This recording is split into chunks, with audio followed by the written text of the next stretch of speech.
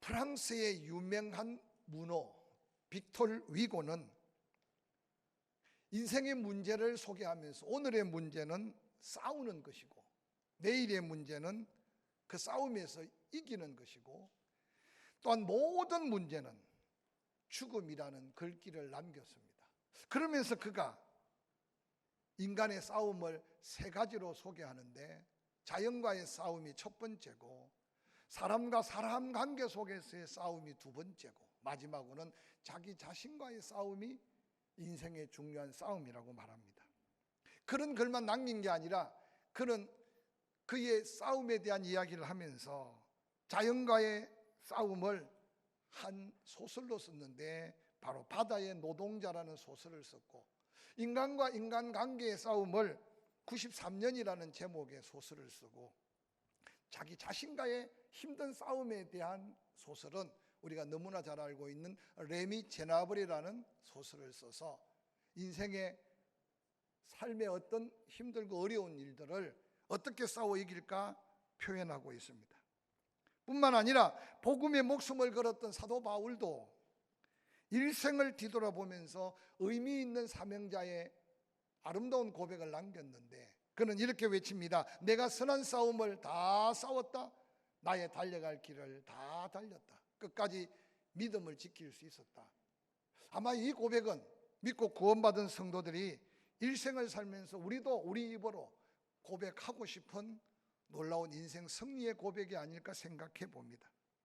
무수한 싸움터와 같은 삶을 회고하면서 목숨 걸고 달려왔던 사도 바울의 자신의 삶이 선한 싸움이었다고 고백하는 고백을 바라보면서 오늘 우리들이 살고 있는 삶의 현장도 총성은 없지만 전쟁터와 방불한 그런 위험과 그런 위기를 맛보면서 싸우고 있는 삶이 아닌가 생각해 봅니다. 그런데 중요한 것은 이 싸움은 반드시 이겨야 하고 이긴 자만이 자신의 생명, 자신의 삶을 유지할 수 있는 것이 전쟁, 곧 싸움이라는 사실을 한번 기억하시기를 바랍니다. 오늘 우리가 함께 읽었던 말씀은 다윗이 이웃 부족들과 엄청난 전쟁사를 기록한 장면입니다. 뿐만 아니라 싸우면 이기고 싸우면 이기는 놀라운 승리의 현장들을 그대로 묘사해 주고 있습니다. 본문 사무엘하 8장 1절 이후에 그렇게 기록합니다. 그 후에 다윗이 블레셋 사람을 쳐서 항복을 받습니다. 2절에는 모압을 쳐서 종으로 삼고 조공을 받습니다. 3절부터 6절에는 소바 왕 하닷 에셀을 쳐서 힘 못 쓰게 하였고 그를 도우려고 온 다메섹 사람 아람 사람을 2만 7천 명 죽이고 그들을 종으로 삼고 조공을 받습니다. 이어서 13절에 가면 에돔 사람 1만 8천을 쳐 죽이고 종으로 삼는 모습이 드러나고 있습니다. 본문에 등장하는 전쟁의 기록 하나하나는 그 싸움에서 이겼기에 다윗이 기록을 남기고 하나님께 영광을 돌릴 수 있었지 그 어떤 싸움, 아니 10번을 싸우고 9번 싸우고 이기고 한 번을 지면 그 생명이 끝나는 것이 전쟁이었고 싸움이라는 것을 생각해 보면 다윗의 성전보는 우연한 것이 아니고 그냥 지나칠 것이 아니라는 사실을 기억해 보시기를 바랍니다. 그러면 어떻게 다윗은 이 힘들고 어려운 전쟁에서 승리할 수 있었을까요? 이 모든 전쟁의 승리의 비결을 사무엘하 8장 6절과 14절에 분명하게 기록하고 있습니다. 사무엘하 8장 6절에 다윗이 다메섹 아람의 수비대를 두매 아람 사람이 다윗의 종이 되어 조공을 바치니라. 다윗이 어디를 가든지 여호와께서 이기게 하시니라. 14절도 이어집니다. 다윗이 에돔의 수비대를 두되 곧 에돔의 수비대를 두니 에돔 사람이 다 다윗의 종이 되니라. 다윗이 어디로 가든지 여호와께서 이기게 하셨더라 라고 기록하고 있습니다. 사랑하는 성도 여러분, 아이고 다윗이 용사 중에 용사고 전사 중에 전사고 골리앗도 쳐 부쉈으니 다윗의 힘으로 이겼을까? 그것이 아니라는 사실을 성경은 승리의 기적 같은 역사 후에 이기게 하신 이유를 분명하게 기록하고 있습니다. 다윗에게 승리를 갖게 하신 것은 바로 여호와 하나님께서 이기게 하셨다고 증거하고 있습니다. 다윗이 싸움에서 승리할 수 있는 비결은 바로 여호와 하나님께서 그 전쟁에 함께 하셨고 이미 이기게 하셨던 하나님의 선한 역사였음을 기억하시기를 바랍니다. 사랑하는 성도 여러분, 오늘 우리들의 삶의 현장이 전쟁터와 발불하지 않습니까? 한 발만 잘못 디디면 천길 낭떠러지로 떨어질 것 같고 한 발만 잘못 옮기면 터지는 소리 없는 엄청난 지뢰밭 같은 세상을 살고 있습니다. 그런데 우리는 늘 싸움의 승리에 대한 감격스러운 은혜를 잃어버리고 그저 어느 날 패배하지 않았는데도 패배자같이 어깨 쳐지고 조금만 일만 당하면 가슴이 두근거리고 그러고는 두려움에 사로잡혀 사는 우리의 모습이 아닌지 한번 살펴보시기를 바랍니다. 저는 오늘 말씀을 기억해가면서 시편 저자의 고백이 또한 우리의 고백이기를 원합니다. 시편 127편 1절에 여호와께서 집을 세우지 아니하시면 세우는 자의 수고가 헛되다. 여호와께서 성을 지켜주지 않으면 바수꾼이 밤을 새워 지켜도 허사라고 말씀하고 있습니다. 여러분의 가정은, 여러분의 삶의 자리, 사업장은 어떻습니까? 혹이라도 내 혼자 잠 못 이루고 내 혼자 발부둥 치면서 뭔가 지키고 보호하려고만 하다가 낙심하고 실망하고 있지 않는지 돌아보시기를 바랍니다. 저는 신년 새해를 보내고 구정새해를 맞이하고 보내면서 우리의 삶이 다윗의 승리의 이 비밀을 좀 기억하고 깨달아가면서 그 놀라운 승리의 성전보가 우리의 입술에서 고백되어질 수 있는 놀라운 믿음의 승리자가 될 수 있기를 주의 이름으로 간절히 축원합니다. 그러므로 자연과의 싸움, 타인과의 싸움, 아니 세상과의 싸움뿐만 아니라 자기 자신과의 싸움에서 승리할 수 있는 비결을 다윗을 통해서 오늘 우리에게 말씀하시는 하나님의 말씀을 한번 들어보는 기회가 되었으면 좋겠습니다. 여호와 하나님께서는 왜 다윗이 그 엄청난 싸움 전쟁터에 끊임없이 다윗의 손을 들어 다윗을 이기게 하셨을까요? 다윗의 삶에는 크고 작은 전쟁의 기록들이 얼마나 많은지 모릅니다. 그런데 그 어떤 싸움이든지 간에 다윗이 나가면 백전백승이었던 것은 다윗의 전력, 다윗의 어떤 전략, 다윗의 어떤 전술, 다윗의 어떤 가지고 있는 무기나 군사의 숫자가 아니었음을 성경은 분명하게 기록하고 있습니다.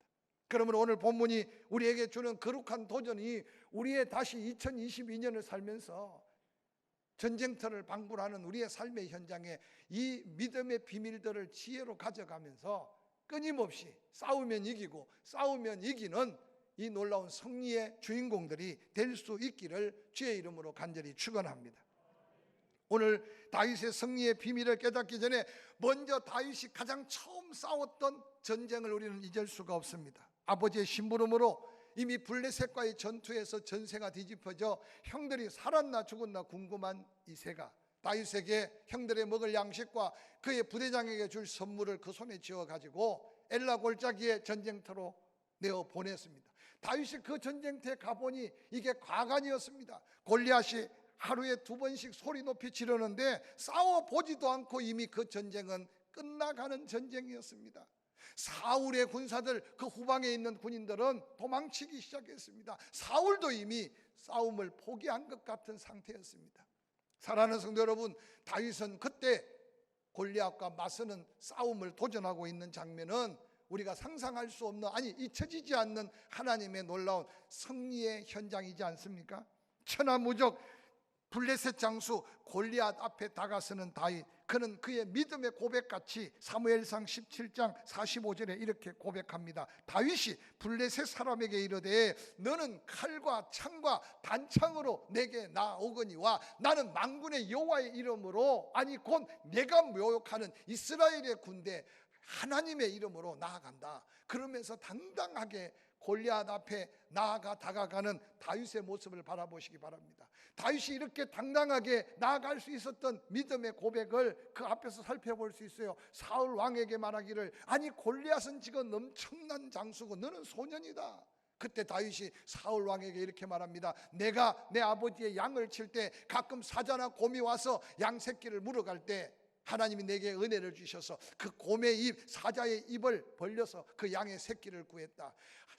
살아계신 하나님이 곰과 사자에게도 나와 함께 하셔서 이기게 하셨는데, 곰은 하나님의 이름을 망령되이 행하지 않았고 하나님의 이름을 모독하지 않았다. 그런데 저 골리앗은 지금 봐라, 살아계신 하나님 앞에 정면 도전하고 있다. 하나님의 이름을 모독하는 저를 하나님이 분명히 내 손으로 잡아 죽이게 만들 줄 내가 믿는다. 이게 다윗의 믿음이었습니다. 할렐루야. 다윗이 골리앗 앞에 한 걸음 한 걸음 다가가 가까워질 때 여러분, 골리앗이 다윗을 조롱합니다. 그때 조롱하는 골리앗을 향해 다윗이 외쳤던 말이 사무엘상 17장 47절에 이어서 이렇게 기록합니다. 또 여호와의 구원하심이 칼과 창에 있지 아니함을 이 무리에게 알게 하리라.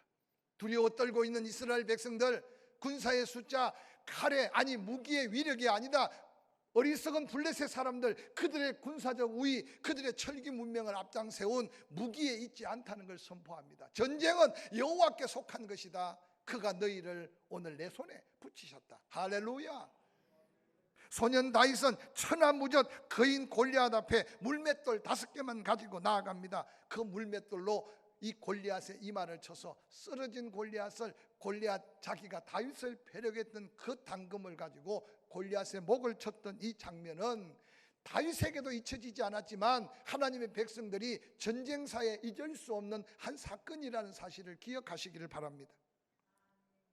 다윗은 어릴 때부터 모든 전쟁은 여호와 하나님께 속했다는 것이 다윗의 믿음이었습니다.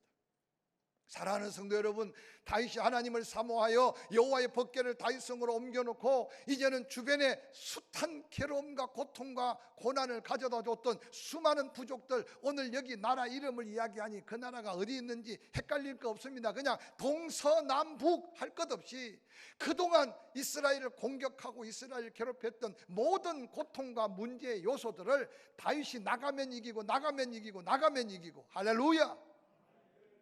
오늘 그 다윗의 승리의 비결, 아니 하나님이 다윗에게 이러한 승리를 허락해 주시고 이기게 하신 비밀은 다윗은 철저하게 하나님을 신뢰하며 그 신뢰하는 믿음으로 싸웠다는 사실을 기억하시기를 주의 이름으로 간절히 축원합니다. 뿐만 아니라 오늘 함께 읽었던 본문 사무엘하 8장 3절 이하에는 르홉의 아들 소바왕 하닥 에셀이 자기 권세를 회복하려고 유브라데 강으로 갈 때 다윗이 그를 쳐서 그에게 마병 1700명과 보병 2만 명을 사로잡고 병거 100대의 말만 남기고 다윗이 그 외 모든 병거의 말은 다 발에 힘줄을 끊었다고 기록하고 있습니다. 여러분, 당시의 전쟁은 보병으로서 그냥 걸어서 싸우는 게 대부분이었습니다. 그런데 앞서가는 전력을 가진 나라들은 병거를 갖추었습니다. 말이 앞에서 끌고 뒤에서 군사가 따르고, 그래서 오늘날 말하면 전차부대 같은 이 병거를 갖춘 나라는 엄청난 군력의 우위를 차지했습니다. 그런데 다윗은 오늘 첫 전투에서 엄청난 엄청난 말과 병거들을 지금 사로잡게 되었습니다. 인간적으로 생각하면 그 병거들을 앞장세워서 또 다른 곳을 공격해야 되는데 다윗은 싸움의 승패가 하나님께 있다는 사실을 믿었기 때문에 그들이 다시 반격하지 못하도록 그들의 말에 힘줄을 끊어놓고 다시 여호와의 이름으로 전쟁하고 있는 모습을 본문을 통해서 살펴볼 수 있습니다. 신명기 17장 16절에 이전에 그의 조상들에게 하나님이 말씀하셨습니다. 왕이 된 자는 말을 많이 두지 말아라. 말을 구하러 애굽으로 내려가지 말아라. 싸움의 승패가 말이 많고 적음에 있지 않다고 말씀하신 이 말씀을 다윗은 하나님을 신뢰하는 믿음 속에 가졌던 중요한 믿음의 증거였던 사실을 우리가 기억합니다.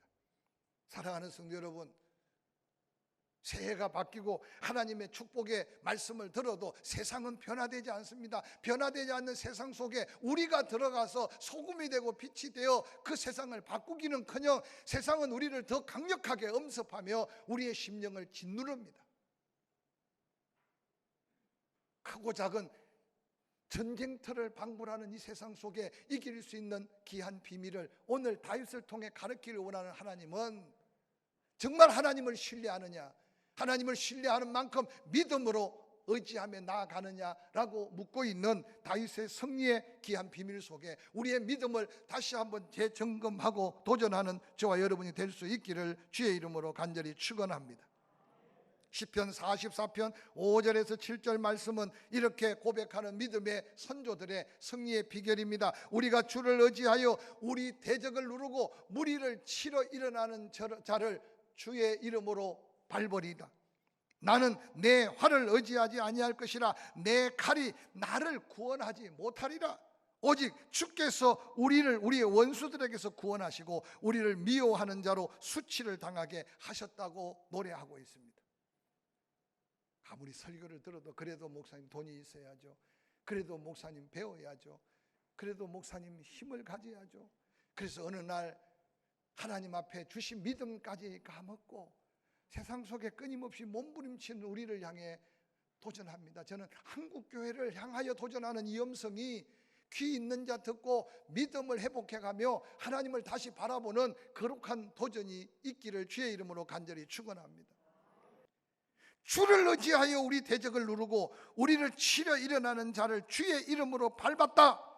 그러므로 나는 이제 내 활을 의지하지 아니할 것이다. 내 칼의 구원을 기대하지 않을 것이다. 주께서 우리를 원수의 손에서 건져내신다. 그리고 우리를 미워하는 자를 수치당하게 하리라는 이 엄청난 하나님을 신뢰하는 믿음의 노래가 우리의 삶의 고백이 되기를 주의 이름으로 간절히 축원합니다.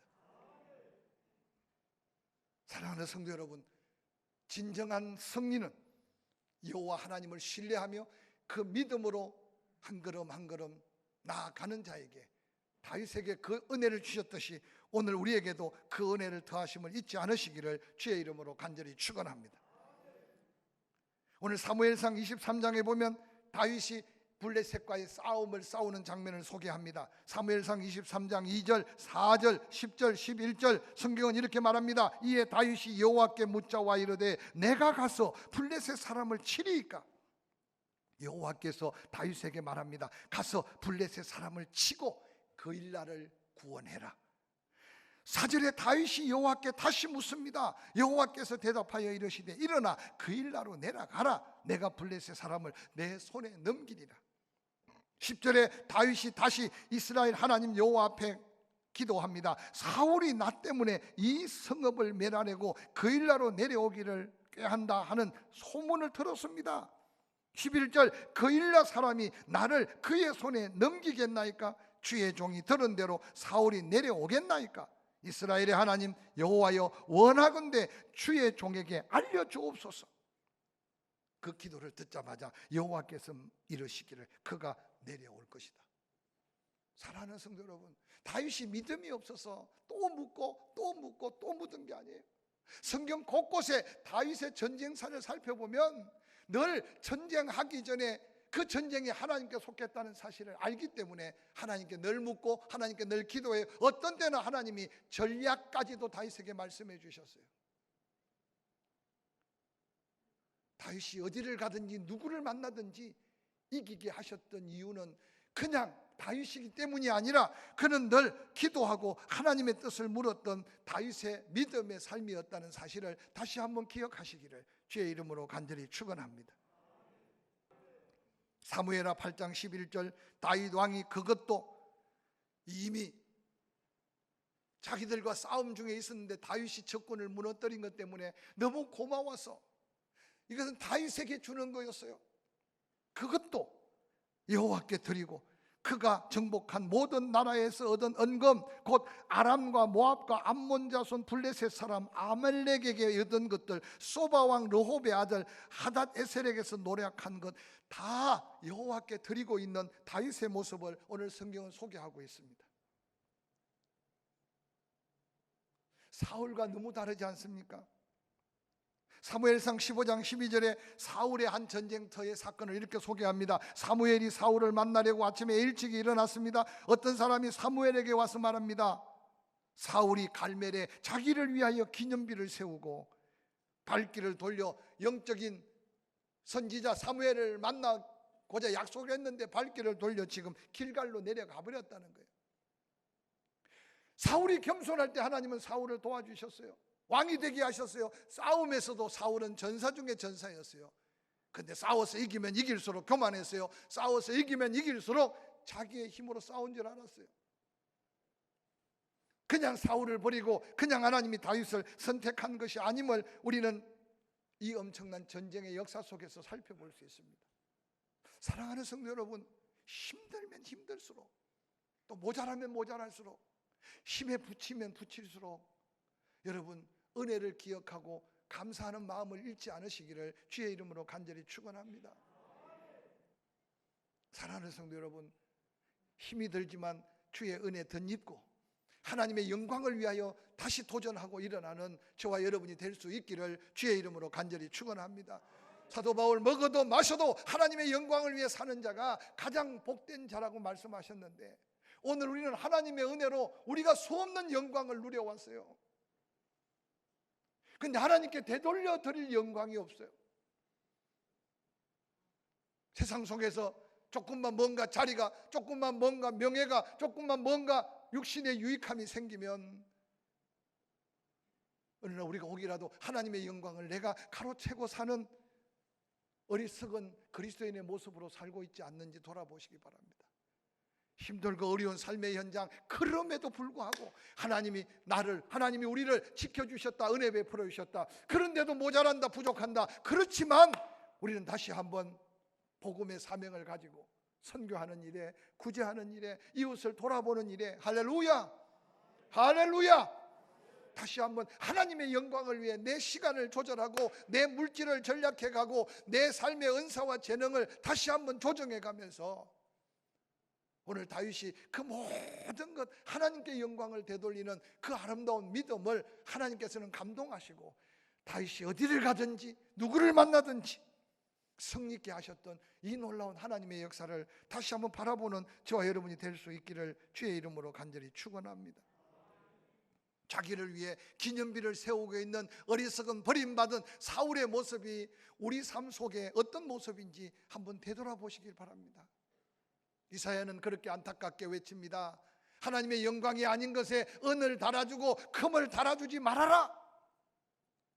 하나님의 영광을 위해 시간을, 하나님의 영광을 위해 내 은사를, 하나님의 영광을 위해 내게 주어진 그 귀중한 것들을 다시 한번 사용할 것을 도전하고 있습니다.